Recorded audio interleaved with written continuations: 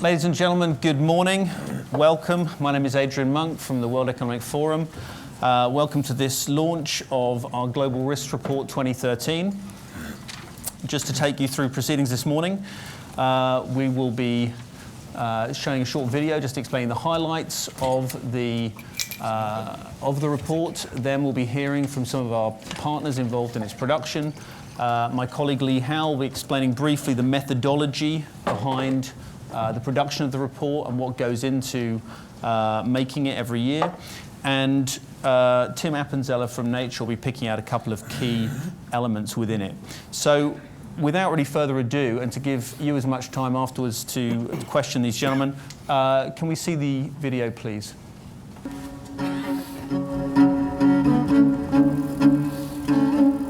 This year's Global Risk Report has three core cases: testing economic and environmental resilience, digital wildfires in a hyperconnected world, and the dangers of hubris on human health. Each case represents a constellation of risks, and those constellations are identified through an extensive survey process where we reach out to over 1,000 experts worldwide.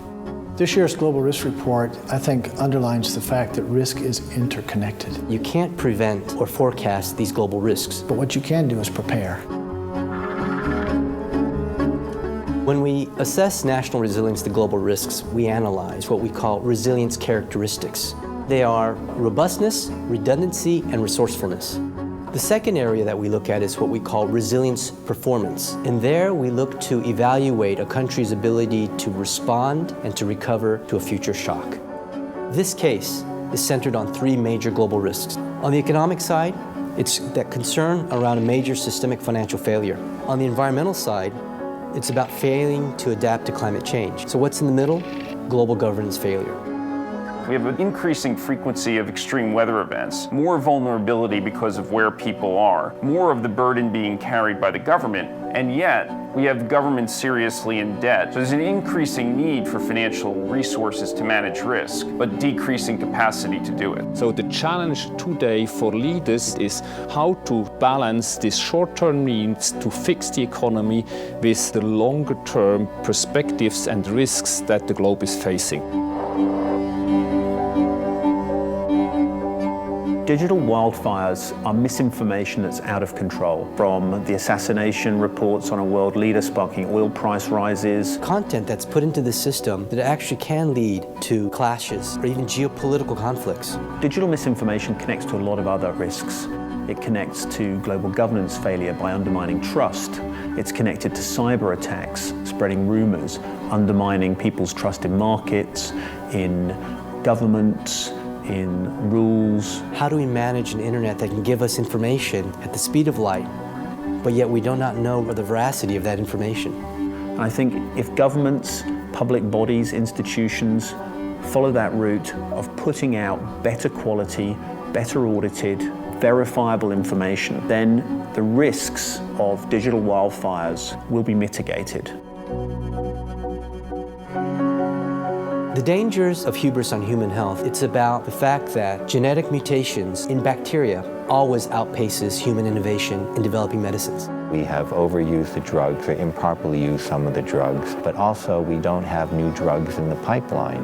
So let's take one concrete example. We now have forms of tuberculosis which are virtually untreatable. Half the people who get infected with these kinds of infections will die. And then for those that are successfully treated, the costs for these are about 100 times higher than what we would normally require to treat a sensitive case of tuberculosis. It is much more than just a medical issue, and we really have to move on it in that way.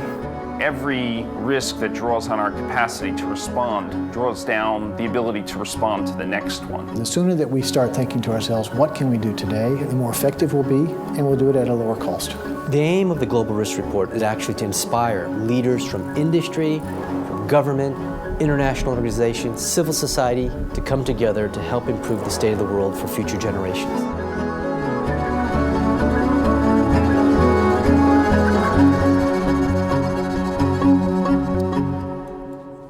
Thank you. Now, Lee, your team is behind the production of this report. Can you just take a moment to talk us through the way you go about getting the data, the methodology, and the construction of it.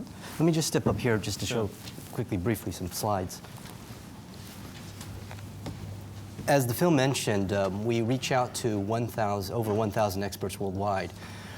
It's significant. Many of these experts are members of a number of what I would call specialized experts groups that we've assembled under our Global Agenda Councils program, and we have about 88 councils of experts on a variety of topics. In addition to that, we reached out to industry leaders, members of staff in government and international organizations, and it's a very exhaustive and fairly intensive survey process.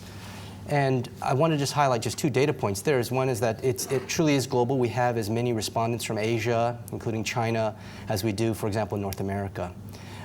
And so it really is a very rich survey, and I would direct you to the appendix of the report to learn more about it. That said, the critical piece is really an understanding about the 50 global risks, which we've categorized in 5 areas. And what I just want to highlight, Adrian, and to all of us here, is that we do measure the likelihood and impact of these risks over a 10-year time horizon, but what's critical, and I think really what is unique, is to explore their interconnections. And that's revealed through this risk interconnection map, where we then develop certain risk cases to illustrate and to truly make sense of how they're connected in the narrative that emerge from them. And we work with a number of our academic partners. In particular, I want to highlight we have 4 partners that help us interpret these constellations of risks. Here in the United Kingdom, it's the Oxford Martin School at Oxford University. We work with the National University of Singapore, and we also work with the Wharton School of Business at the University of Pennsylvania. And their faculty work with us and look at this data, and particularly these interconnections, along with our report partners who are represented here on stage, to really build up these cases that you'll learn about a bit more. What I wanted to share with you, though, were that when we do ask these experts to think 10 years out and to assess the likelihood of risk, I think what's interesting compared to this year's results compared to last year's results is that it's very much still centered around the economic cluster of risks. And in particular, as you saw, there hasn't been a movement. There's still the number one risk in their minds for the next 10 years in terms of likelihood is severe income disparity and chronic fiscal imbalances.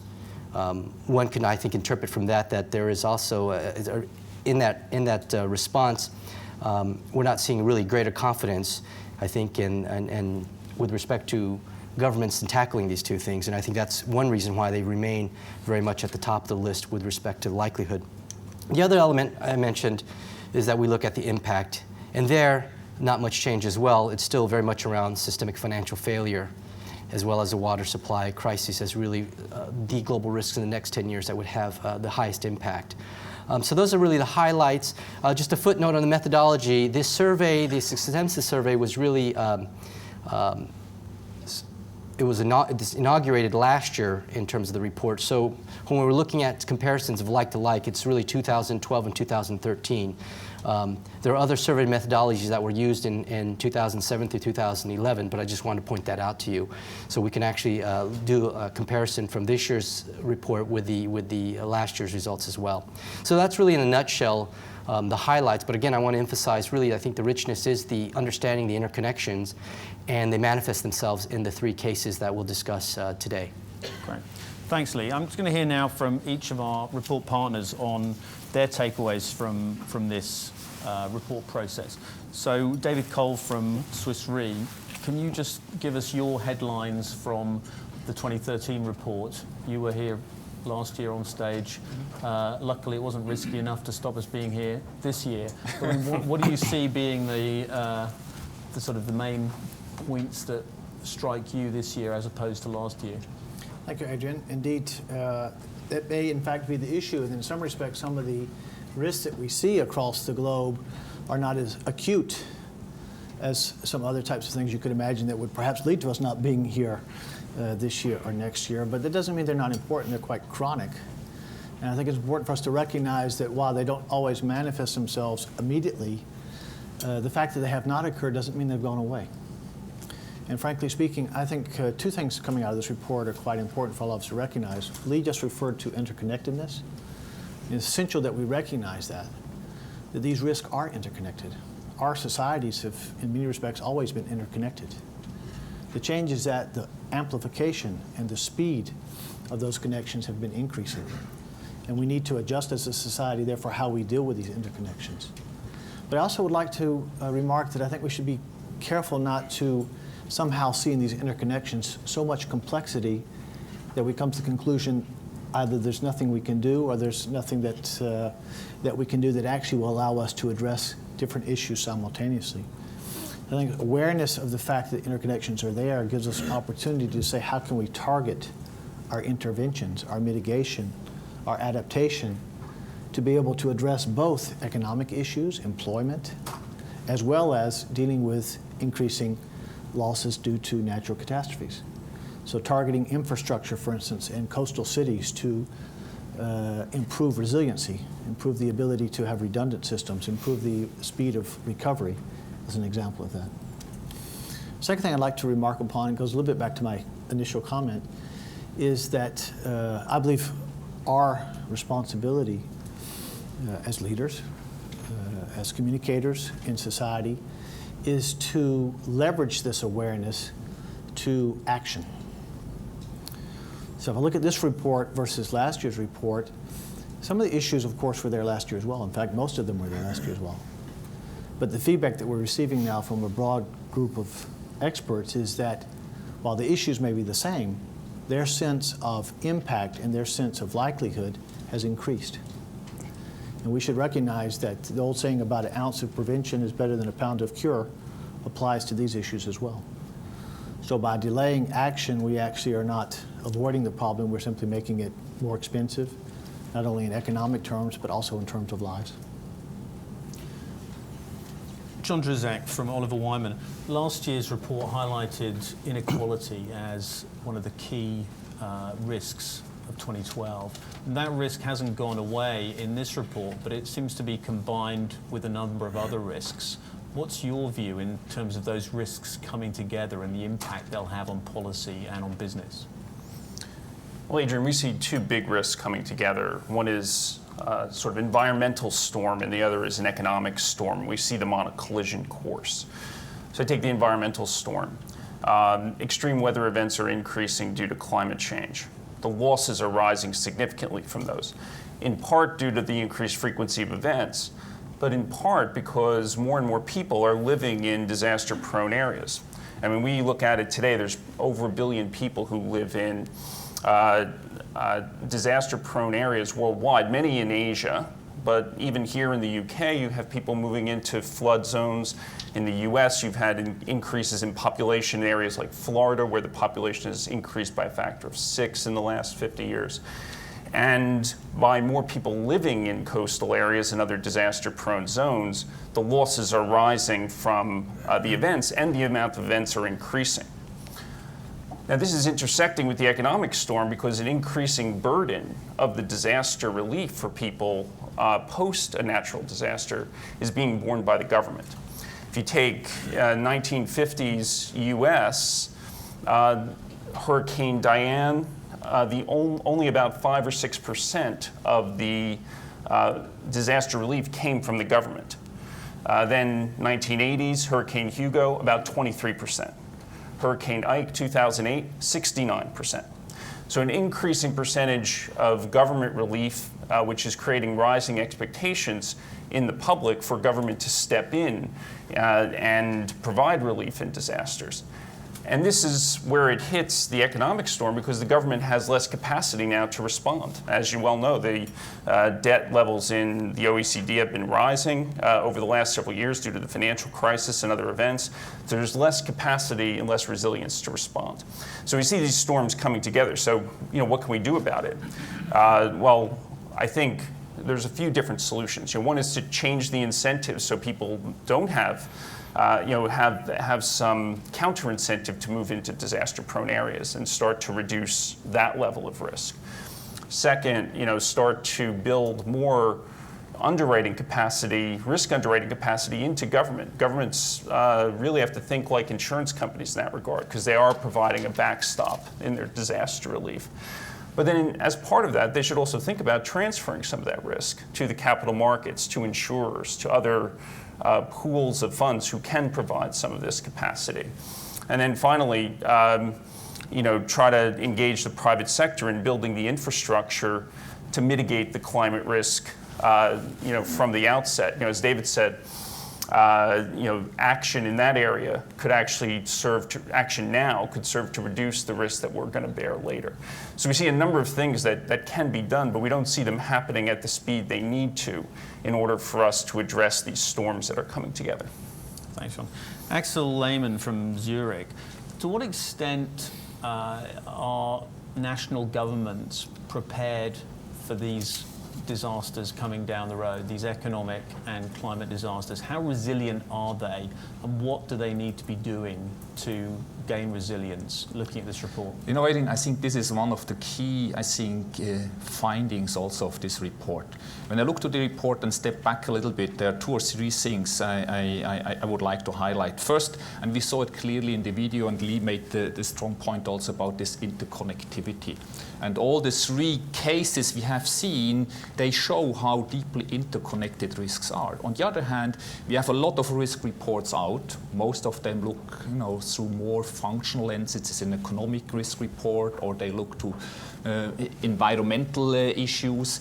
It's really the coming together, and that makes this report so relevant, because these are more than 1,000 experts and business leaders who looked at it, backed by scientific work and the whole network that is also supporting this global risk report. So I would look to this report not as this is forecasting anything, rather than this is a discussion platform. It's not a report 2013 and then we move on. It should be a living document and a living dialogue that is taking place. And I think that's an excellent input in this overall risk dialogue. You see this when you look to what also was mentioned before about this environmental issues that we are facing, and they will increase, not because we will have more storms or other things, but because the value concentration will somewhat increase. And it was made the point, especially in coastal areas. One statistic tells you, for example, that 14 out of the 17 largest cities worldwide are in coastal areas. And interesting enough, when you look also to some of the findings over the last couple of years, last 6 years, for example, you go to former reports and other research that would show that in particular in developing countries, economic and environmental risks have slightly somewhat increased. The Japans, the Australia, the US's, the Great Britains or Europes of this world. On the other hand, we have seen strong improvements taking place in some of the emerging worlds and countries like China, like Indonesia, or some of the Latin American countries. But that pattern might change with the increase of values in these countries. So what we see is somewhat the same phenomena that we face also from a company perspective. Normally, from a company perspective, you realize relatively quickly that risks are not stopping, in front of the doors of your factory or your headquarters. So normally, risks that you face are that you face as a company, other companies or even the society is facing. And what we see also with this global risk is that global risks don't stop in front of national borders. So on one hand, they would require kind of a globally coordinated approach. On the other hand, the power, the means, the instruments, they are all nationally. And I would predict that, as much as private companies have invested to enhance enterprise risk management or the risk management functions, the much also countries and governments need to think about how to strengthen the risk management approach for a country to further improve the resilience, because that is where the action is taking place. Thanks, John. Tim, we've heard about the main thematic parts of the report, but can you highlight for us a couple of the X factors, the things within those 50 risks that might possibly get overlooked with the kind of concentration on the economy and on climate? Sure, yeah. Well, X factors are something a bit different. These are risks that are far from the headlines. They are sort of wild card risks. and in many cases, unintended consequences of technology and progress in science. And we went about identifying them in a different way.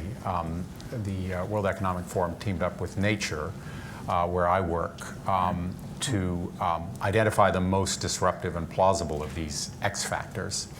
And at Nature, we polled our editors and journalists, about 50 of them, all experts in their particular fields, for nominees for these most disruptive X factor risks, and winnowed the list down to 5.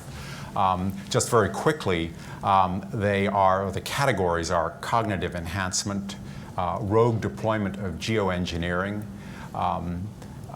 catastrophic climate change, not gradual climate change, but a sudden state change, the costs of longevity, and this may sound more like X-Files than X Factors, but the discovery of alien life.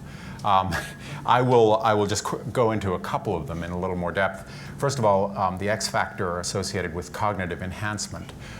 By that I mean drugs and devices that actually can add to our intellectual firepower. There are already pills you can take to, you can drink a cup of coffee, you can take pills that will increase your attention or alertness, but scientists are working on ways to actually boost memory and sharpen thinking. And these, of course, would raise some pretty significant risks. One of them is based on the fact that these drugs would have to work through pathways in the brain that are involved in many functions. So it's possible, even likely, that a drug that, for example, sharpens memory might have some other effect, increasing impulsive behavior, for example. And then there are the issues of ethics and equity. Everybody would want these drugs. Who should pay? How should the playing field be leveled? The second X factor I'd like to talk about is rogue deployment of geoengineering.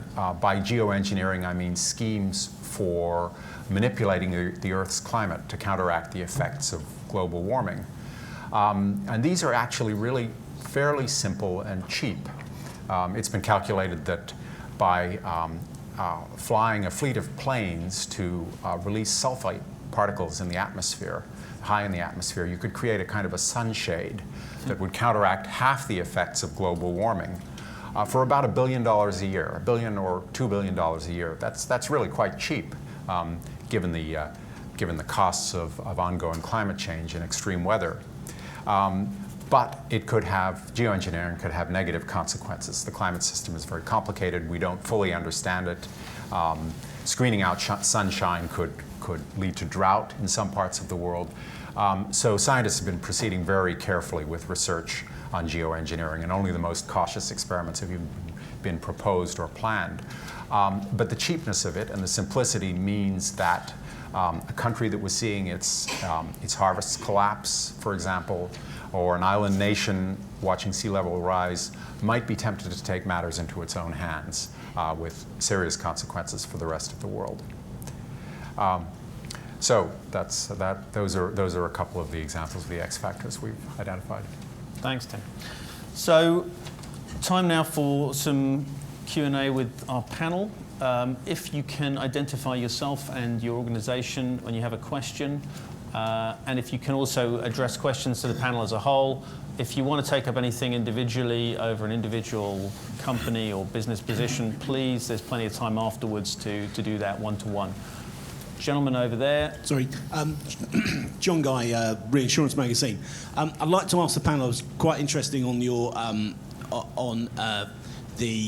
the matrix, the risk matrix, how cyber risk has suddenly just sort of dropped off the radar, given that certainly in the underwriting community, and I'm sure in the broking community, cyber risk has been something that's been heightened or has been talked of as a significant threat. What's the panel's view on the fact that cyber risk seems to have dropped off the economic radar? Well, certainly digital misinformation is one of the... Yeah, it's still on there. I mean, that the graphic showed the 5, and they're 50. It's in the top 10, and in fact, it's still a significant concern. But what you did see, for example, that emerged this year, for example, that wasn't in the past, but was certainly in the top grouping in terms of impact, was diffusion of weapons of mass destruction. So I would invite you actually to look at the entire survey, the appendices, because we do show you the movement. And certainly, I would just say on cyber, in terms of its movement, perception of its likelihood and impact, it has increased. So in a relative scale, maybe there's some risks that come up, but generally, all the report, most of the risks have been going in the wrong direction, meaning that I think people are more concerned about their likelihood and impact. And there are very few risks that, in fact, have gone in the right direction in terms of a lesson concerned about their likelihood and impact.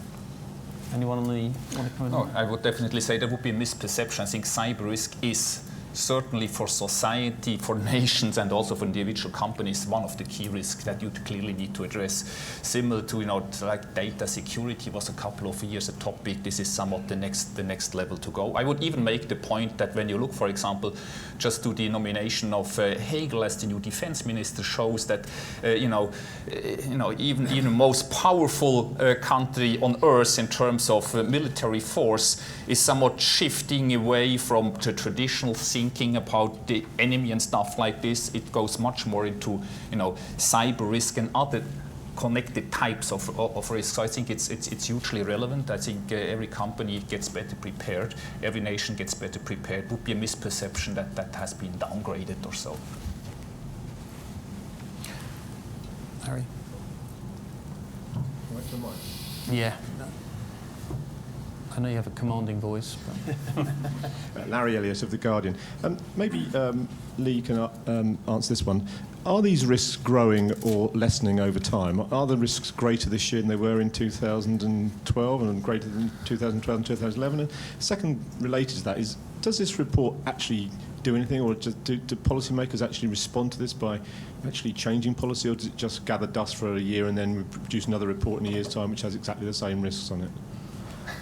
Lee, do you want to talk about the risk of the risk report? Yes. As well as a couple of points? The first point, I'll go in reverse order. I think the challenge, of course, is that these global risks are exogenous, and you could sort of say, well, no one single institution can deal with it. So how do we start? And I think Axel made that point.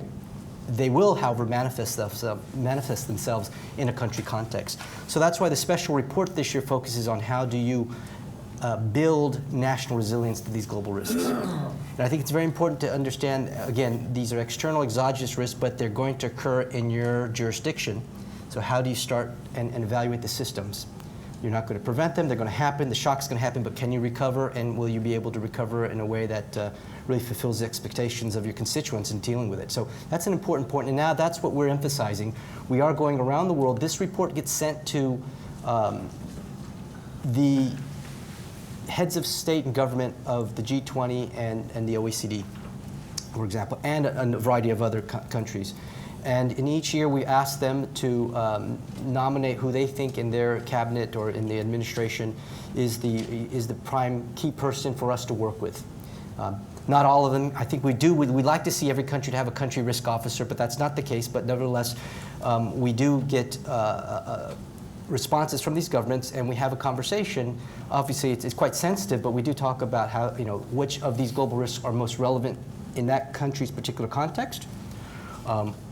Who in our expert community can work with them to do a better assessment around the likelihood impact of these risks if they manifested themselves in that jurisdiction. And so that's part of the conversation that happens. It's a great diagnostic tool that I think that actually forces the governments to really rethink the plans that they have around some of these risks. Lee, you have actually presented this to governments. And absolutely, and that's part of the process we have every year. Now, it's important that this is a 10-year piece, and to your point about are they getting worse, I think there's a sentiment, though, that's reflected in the survey, and we see that, is that indeed we're not making progress. And I go to that first slide where I showed the two risks that were at the top of the list this year, 1 and 2, in terms of the likelihood. And there were severe income disparity and chronic fiscal imbalances. And that's carried forward. And I think in part because of the structural nature of these risks and how to deal with them. And I think we're not seeing, quite frankly, the state leadership that's necessary to tackle them across the world. And I think that is reflecting the fact that those two risks still remain 1 and 2 in terms of the concerns. David? I'd like to follow up. You had a two-part question. Let me just briefly touch on both. The first, these risks are there. Are they getting larger, worse, more concerning? My answer to that question is yes. I think we should recognize that on the economic side, when the patient was bleeding, our governments needed to respond in a way to quickly address the bleeding, the acute issues. But the type of risks that we're talking about are more chronic. And we need now to talk about changes in lifestyle, structural changes in the way that we organize the fiscal situation of our governments. So the issue is still there. I have an understanding for why governments have been focusing on specific issues that had to be dealt with very quickly. But we can't continue to kick the can. We have to deal with the structural issues on a structural basis. On the environmental side, the issues are clearly there. And they have not gotten worse. Sorry, they have not gotten less, have gotten worse. And as time goes by, they will continue to get worse unless we start taking very clear, responsible, coordinated measures to mitigate and adapt our societies to the changes in the climate that we face. Now, I clearly see that this report leads to discussion. It leads to discussion not only amongst the usual discussion partners, but also recognizing so much interconnection, I think, is in and of itself a good thing, because then we recognize that indeed we can't solve these problems alone. We can't just go to our own backyard, clean it up a little bit, and think we're there. We have to reach out. I think we have to make use of the fact that the interconnectedness also allows us to create strength if we act in a coordinated fashion. I see a number of countries, I'll mention 2 or 3, but there are others. Singapore, Switzerland, Australia are clearly taking proactive measures to increase their resiliency. China is starting to do so as well. And there are others. So I think that there clearly is an increased recognition, awareness, but we're not where we need to be. And we need to continue to pursue that path of working together and taking structural measures to deal with the chronic issues. You know, when you come back to the question, are these risks increasing? And that might have a little bit the connotation of it's all negative. I don't think so.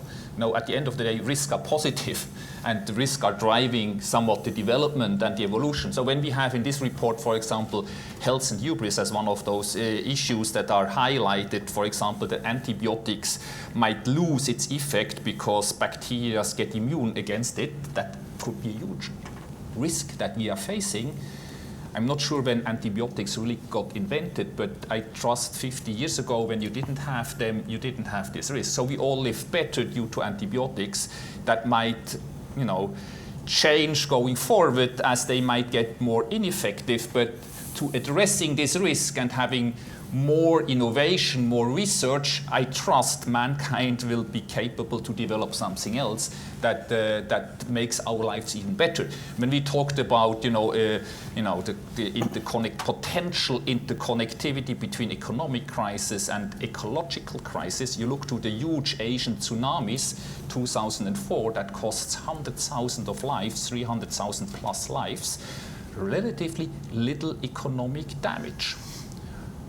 Great that a tsunami of this kind, like in 2004, when this would happen, I'm just guessing, 20 years later, 2020 or something like this, that would probably cause a huge economic loss, because all these people, have values, they live in coastal areas, they have built their houses, hopefully they have some insurance. So the whole picture is evolving, but it's getting also better with, risk is not negative, risk is something positive. So the question is, how do we deal with it? How do we address it? It's not about complete avoidance, it's that smart ways how to address it. And here I think new patterns are really required. So tip of the hat to Alexander Fleming there. Gentlemen, can we get a microphone to you?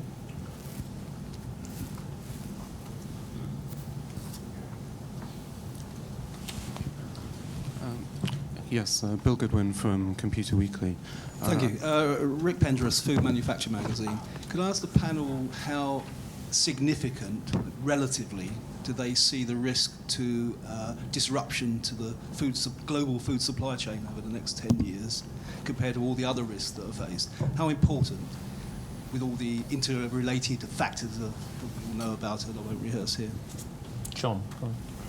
turn to you. Well, I think food security is one of the risks that we've highlighted in the report over the last several years and continues to be one of the significant risks. Water security is another one that was rising up the table this year. But just to come back to your question on the food supply, I mean, it intersects with a number of the risks we commented on earlier. For example, the extreme weather events and the potential for them to cause floods, droughts, therefore creating disruptions in the food supply.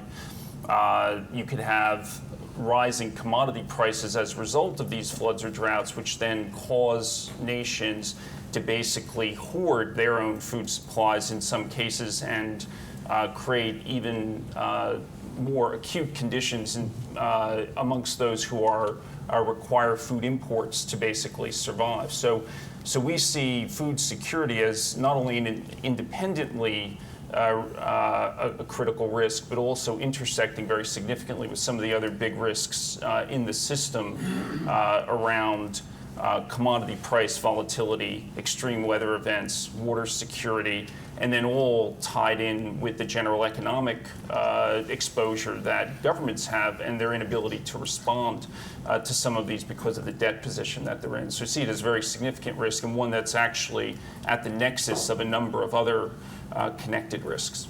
Can I just get a sense from hands of how many people have questions, and then we can make sure we try and work our way round to everybody. I'll start here and I'll sweep broadly across. Patrick, can I get a microphone to you? Yeah, Patrick Hosking from The Times. I was interested in this, the question of the age of your sample and whether the methodology is rigorous enough, or whether, I think you say somewhere in the report that you're talking to younger respondents who tend to be more conscious of risk. If you strip that out, are people's perceptions of risk really getting worse, or is there an age factor? Lee, do you want to address the methodology? Sure. I mean, that's again in the appendices. In fact, we have two communities at the forum that of experts that we would sort of categorize in that younger generation. We have a community of global shapers. These are social entrepreneurs, as well as young political leaders and industry leaders under the age of 30. And we have a Young Global Leaders program where we have the cutoff is at 40. And they were a big part of the survey. So we're able this year, and that's the added dimension. If you look at last year's surveys, we were able to go and have that cross-section around the data around the youth piece, relative youth piece. What it did show is there's also a piece around gender, I'll point out. In both instances, yes. I mean, this is the statistical method. And to your question of methodology, we work with the Wharton School and their statistics department. So yes, from a social science perspective, it is significant, and we see that there is a difference. And the younger generation tends to rate the likelihood of impact higher. We also see it across gender. Women who responded to the survey as well tended to rate the likelihood and impact higher as well. Thanks. Anyone else want to come in on that methodological piece? Okay, moving across. Gentleman on the front row. Johan Matslin from BBC News. A couple of you have pointed out certain areas of potential conflict. So you talk about nation states coming up with solutions of their own, but at the same time you talk about this nation states approaching it from a national point of view, and therefore it can be conflicting situations. At the same time, as you talk about this need for global governance, how do you get these two ideas to gel? I mean, they at times, quite often I would assume, they would be very much opposing each other. We certainly don't have a world risks organization like the WTO, and who knows if one would feel necessary to invent one. But John, do you want to address some of that? Sure, I'll comment because I don't really see them so much in conflict. It could happen, but I actually think both of them could be positive and parallel developments that intersect cooperatively. So on the one hand, I think countries need to invest more in risk management. Lee had mentioned earlier that the report has, for a number of years, been recommending that countries appoint country risk officers in a multidisciplinary role to monitor and help prioritize management of risk within a country. Those same country risk officers, if they existed, could form a coalition, international coalition, and share information and share frameworks to grapple with risks that are cross-border. Most of these risks that in the Global Risk Report are cross-border and require international cooperation. So I think focusing on national resilience through a department or a function that looks at risks across a country isn't in conflict with the idea of that same individual or department cooperating with comparable functions in other countries to try to reduce global risks and respond at the point of attack, if you will, of the risk wherever it takes place with the full resilience of that global community. So I think we see the two as actually quite complementary developments rather than conflicting. And Lee, the report, just to pick up on that point, does talk about the interconnectedness of all these risks. But from your experience, how easy is it for governments to find a keeper of those particular risks when they cross so many departments? And also when you've got departmental interests anyway in each of those different areas? Well, first, I think many of the issues are just global commons problems, and we're experiencing more of many of the risks that we... Second, I would say, I want to highlight one of the risks among the 50 itself is, for example, resource nationalism. And John mentioned that is pretty much part of that food, energy, water nexus that we have to think about. But indeed, it's revealing is that if you take this report and you were to trace where it went through the halls of government, the problem is that it may go into the national security side of things and then stay, and it would not sort of touch on the economic or environmental piece. It could go to another direction. That's precisely the point. I think we need really, within many of the governments, much more interdisciplinary thinking around this, much more jointness,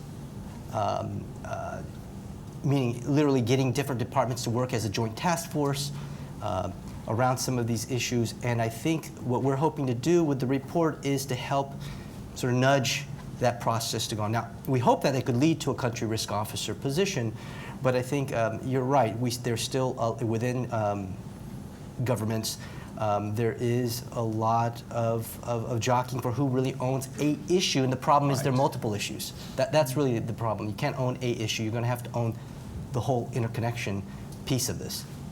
Next. No, it's basically similar, having listened to what you said, similar that in a corporate environment. You look back 10, 15, 20 years ago, maybe 30 years ago, corporations started to move from a chief accountant to a chief financial officer who is looking to financials across all the divisions of a company, through all the functions of a company.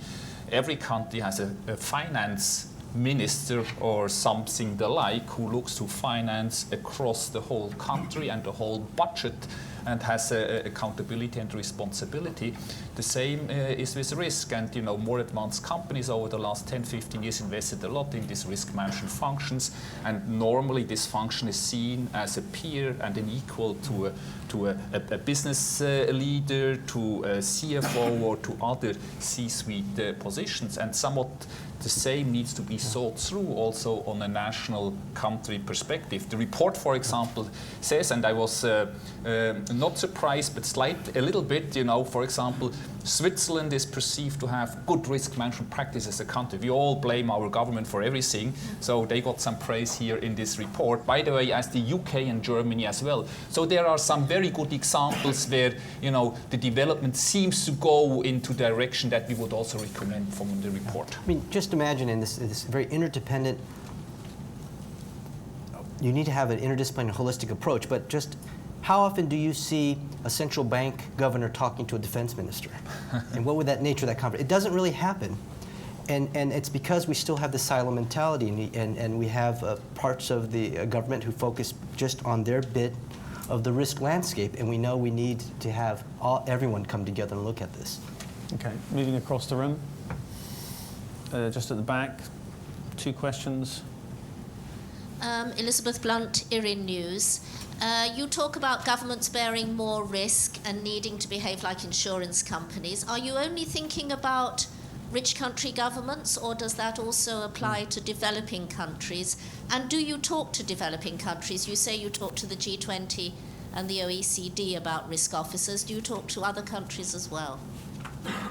Yes, to answer the question is I didn't want to go through all of the 140 plus countries, but we work extensively with them, in part because there's a bit of research. We have a global competitiveness report that evaluates really the national competitiveness of our 140 economies, and we have the same, many of our research partners are the same, and we actually talked with the same group of experts. For yes, to your question, we do talk quite a bit, and there's a lot to learn actually in this space, because you can imagine many of these countries don't have the resources, and yet they have the same resilience challenge. So I think it's a very important point that you raised. John. Yeah, I'd just add, since I made the comment about the government bearing an increasing share of the disaster relief burden in it, and using the U.S. as an example, and I think if you think about disaster relief outside the advanced countries, the problem is sort of twofold. One is I think there is, within those developing countries, there'd be benefit also from going down the path of increasing a focus on risk management to create a sense of the scale of the exposure that the countries are bearing, and potentially look for solutions in that regard, risk financing solutions. But also, I think one thing that is comparable to or adds to the risk that I mentioned earlier for advanced countries is that the disaster relief, the capacity to support disaster relief as aid to countries, developing countries, that they face natural catastrophes, is weakened now, less resilient now, because of the fiscal position of advanced countries. So the weakened fiscal positions not only make it harder for them to respond to disaster relief in their own environments, it also makes it harder to respond to the degree they would naturally want to provide some support to developing countries. But that doesn't take away from the fact that developing countries should also be focusing on looking at their own risk management, their own strategies in that regard as a benefit to their own societies. David, how difficult it is for those economies, given that they haven't got the infrastructure, they haven't necessarily got the funding to put in place some of the measures that reports like this would recommend? Well, just leveraging on what John was just saying, if you go back 10 years ago, you had the advanced rich countries and you had the developing poor countries. And we saw a situation where there was a general sense that the more advanced, wealthier countries had the ability to actually invest in some of these longer-term structural issues. Some did, some did not. Whereas the developing poor countries, frankly, were making a choice. Do we invest in growth, or do we take care of some of the broader structural issues that we see? And by and large, many of them chose to invest in growth, develop their economy. Actually, though, I think what we see today is we see that in many respects, the countries, no matter where they've come from, are now sitting in somewhat of a similar type of situation. The advanced countries now find themselves constrained from a fiscal point of view and have to learn a new dance, how to use the advanced governance systems they have in place to actually synthesize, look holistically across the risks that they're facing, and make good resource allocation decisions. Whereas the developing countries perhaps have developed a little bit more agility in some respects than some of the more advanced countries. And as a result, I think actually some of the developing countries now are actually in a little bit of a better position in terms of being able to bring together the different perspectives to make choices that do have a knock-on positive impact on a number of different issues that they face, so both growth and responding to economic or environmental issues. So I think the old divide that we have talked about 10 years ago has become quite a bit blurred. And frankly speaking, some of the emerging developing countries have developed a little bit more capability to respond in a more agile way. Question just by the gentleman there. Hello, Bill Goodwin from Computer Weekly. Could you elaborate on the idea of digital wildfires, which I understand is false information on the internet having a significant economic effect? Could you give an example of how you see that sort of scenario unfurling? And following on from that, what needs to be done to mitigate the risk of that happening? Actually, I could bounce it back to our chair moderator, being a former Dean of Journalism as well. I think if you look at the risks that we identify in the report and some of the examples given about the way information flows around, I mean, just to give you a very recent example, the Newtown massacre in the United States, you had some statistical information about murder rates, which was circulated massively on the internet. and that information turned out to be, whilst broadly in the right place, actually about 25 years old. And someone actually went back and tracked down, I think Tim Harford, the FT, went and tracked back where that information came from, which is a public information campaign in the late 70s, early 80s. But it had been circulated massively in the aftermath of this particular event.